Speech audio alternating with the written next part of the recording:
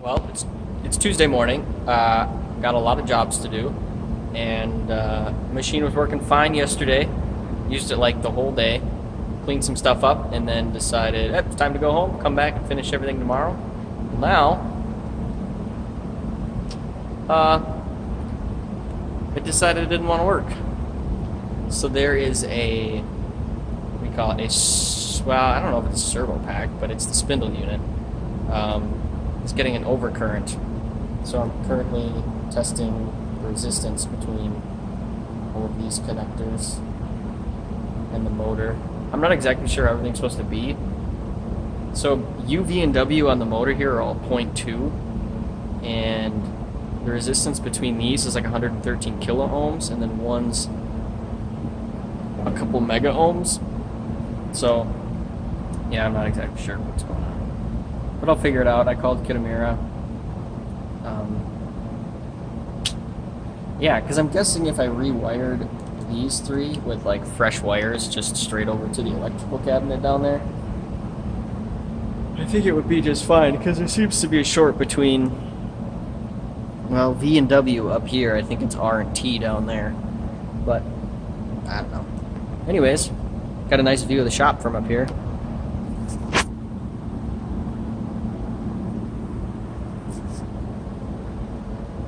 Oh, hey, look, there's all the parts I'm supposed to be making. Nice. Alright, I might have been confuzzled up there because there's U, V, and W up on the spindle, and R, S, and T down in the electrical cabinet. And I wasn't checking the right thing. I gotta see how this is wired. So let me try and find spindle servo unit. R, S, and T are all incoming power, and U, V, and W are all outgoing. FMU and FMV. That's interesting. The power, there seems to be a short between R and S, which isn't even 2, that's pre.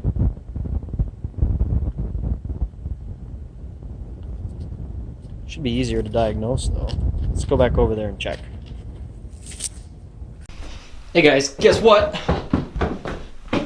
The new spindle driver showed up.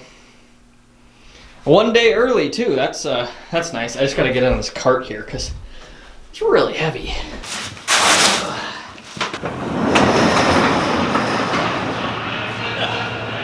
So we're gonna try and get it in there. There's like 14 or 15 parameters on a spindle drive that you have to set via a little LED screen. So I have to figure that out. But the whole pull this out of the box, put it in that, shouldn't be too bad. So I'm gonna get going with that. They double box this thing up for me.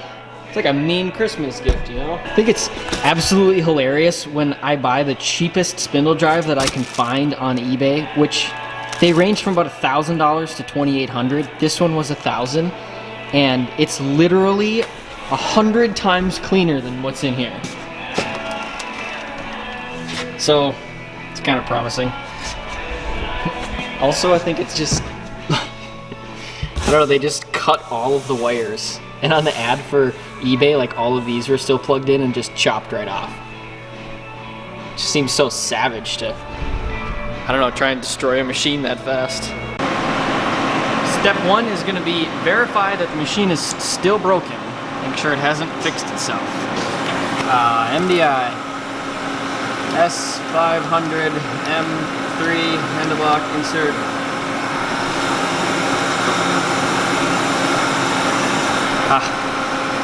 It's flashing MS, and if you go to, there you go, spindle unit. No good. Not good spindle unit. Okay, good. Still broken. I'm gonna power that down for a sec. And we're gonna have to, there's the error. Dash IOC, which is overcurrent of some type.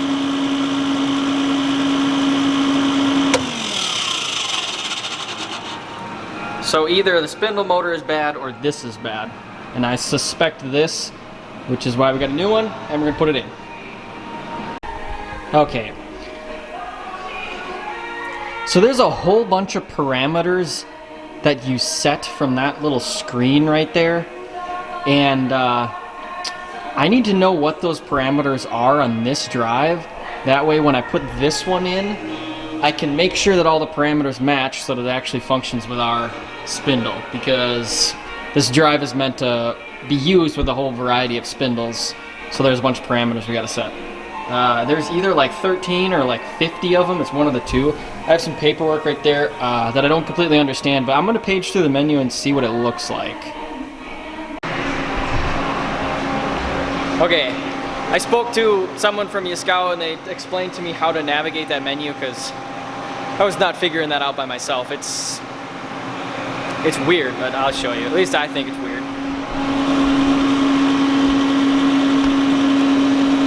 So it currently says CN1. You actually have to click mode over to the digit and then click it up to the next one. So mode toggles between these two, but you have to select it. Then you have to hit number/data. We'll bring up the value of that constant.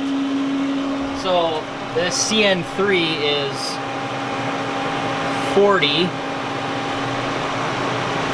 And I have to go through this whole list all the way up to 48. It might stop at 40. There's weird asterisks by those. But I have to record the value so I can put them into that one. Into that one over there. Yeah, so you'll see it again here, no data. That's CN3, click mode, bump that up to a 4 and click number data, and that one's 30. Okay, we pedaled through the menus on there and got all the constants, thanks to Mark. I know. Huge help. Now I have to take this out and put that one back in, so basically we can start disconnecting stuff. And I might have to wait a minute. Oh, I guess not, because it's not powered up. There's actually a little red LED up there that says when there's power remaining in the board from somehow, I don't know why, but since it never powered up, there's no power in it, so that's nice. But it's basically these 4 connectors here, and then there's power in, ground, and then 3 power outs going to the motor. So let's get to it. And there's 2 bolts up top, 2 bolts on bottom. But other than that, it should just come right out and then put the new one in.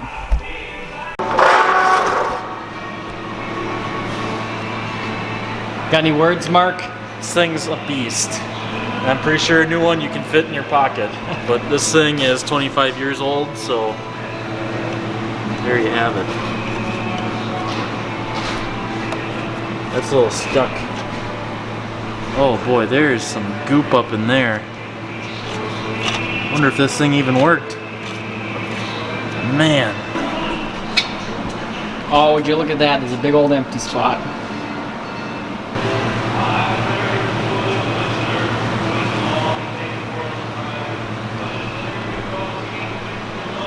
Normally there's a date somewhere on these things.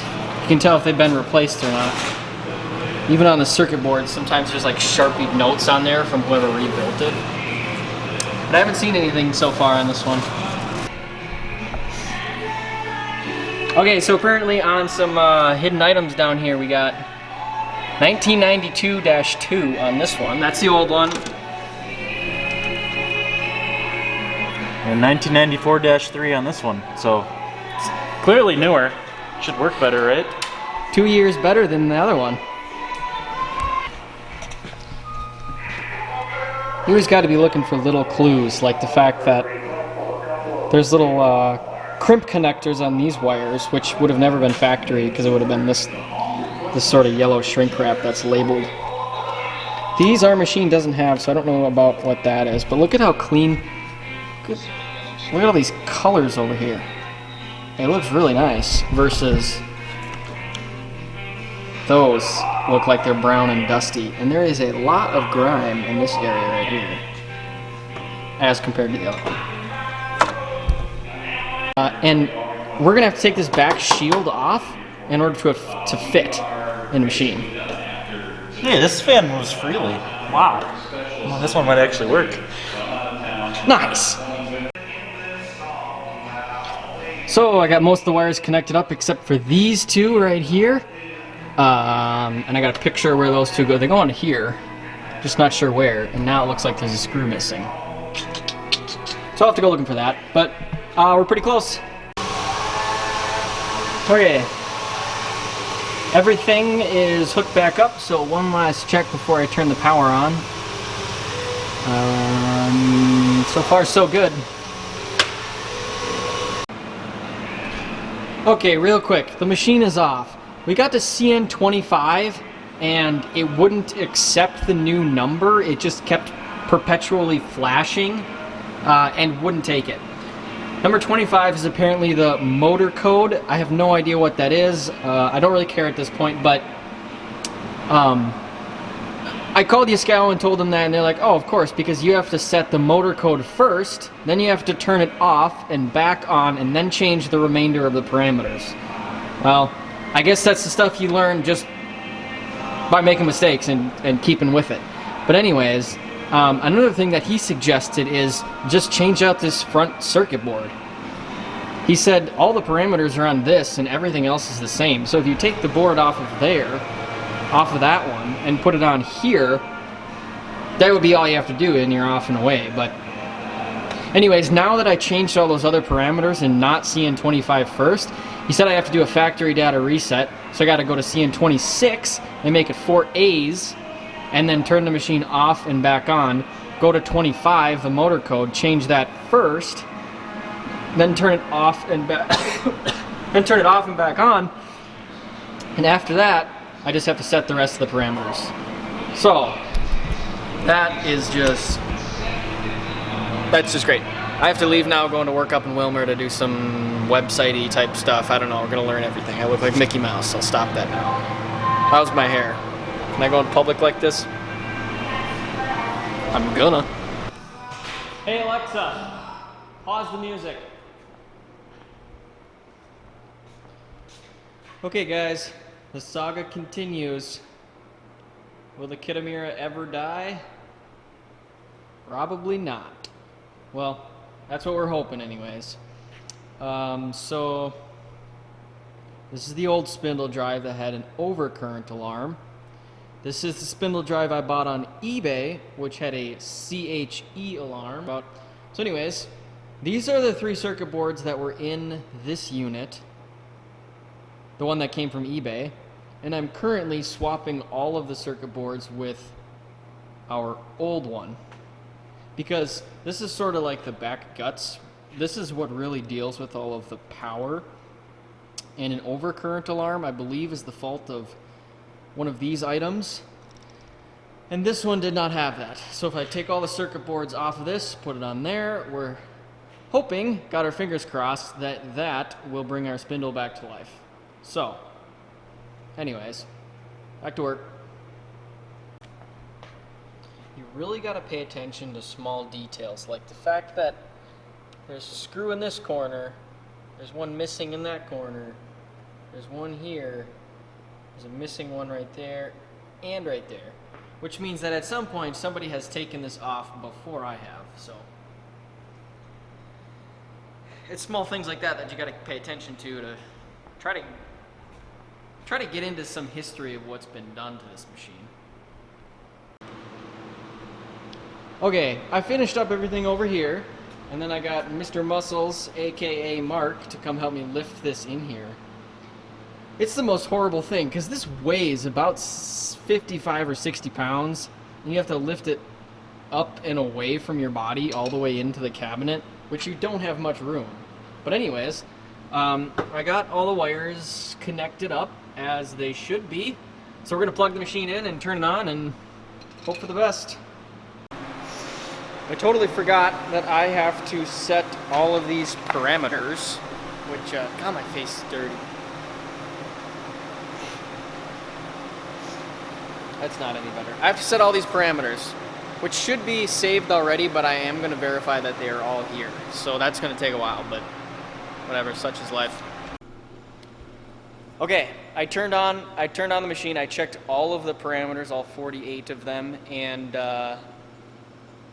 They're all the same. They're all as they should be. And CN number 25 and 26, which were the troublemakers when we flipped circuit boards on the other one, they are both now what they should be. And it makes sense. It's all the old circuit boards on the new hardware, I guess. I don't know what you call that portion of it, but yeah.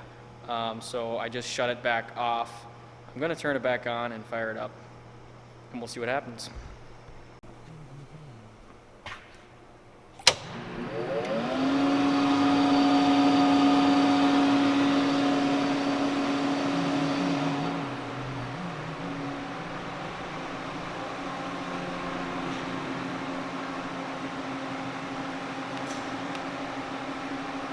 Concerned I'm going to get a battery and or EBA alarm, which is actually just because the machine is sat for too long, the battery gets drained, and you gotta leave it on for a day or two before it goes away.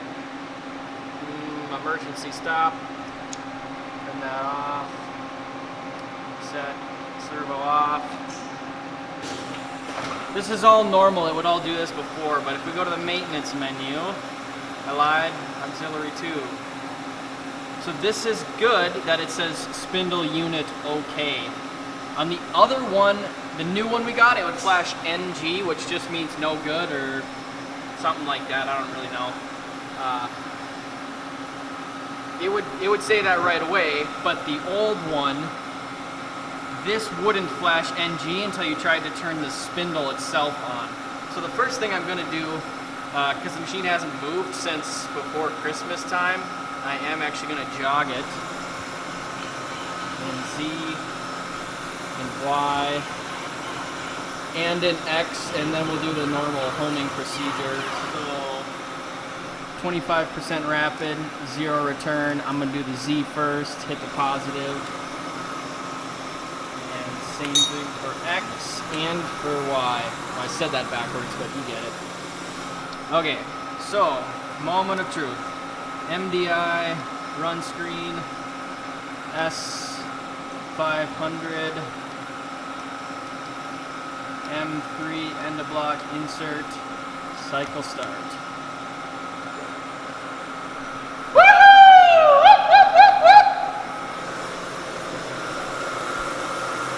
That is a turning spindle, boys. Woo! Hey Alexa, congratulate me. For the song "Congratulations to Me," is that right? No, Alexa, it's not right. Was that play the song "Congratulations to Me"? No. Mark.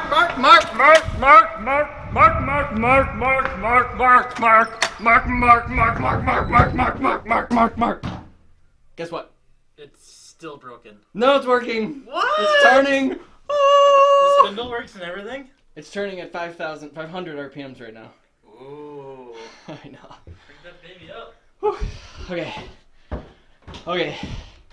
Take a deep breath. Before I do any actual running, I should probably put that cover back on. That'd be a good idea, huh?